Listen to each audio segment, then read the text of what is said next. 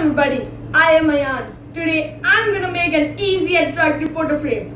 To make this photo frame, we need hot glue gun, some popsicle sticks, scissors to cut out the photo, and the main thing, the picture.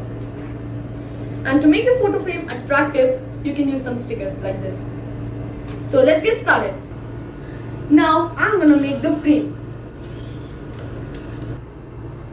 So now I have arranged these sticks. Now I have to glue this cornered. So I'm gluing them. Now I'm ready with the frame. Now I have to cut out the photo.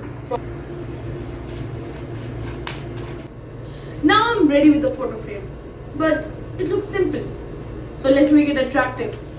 I'm gonna make them attractive by using these stickers.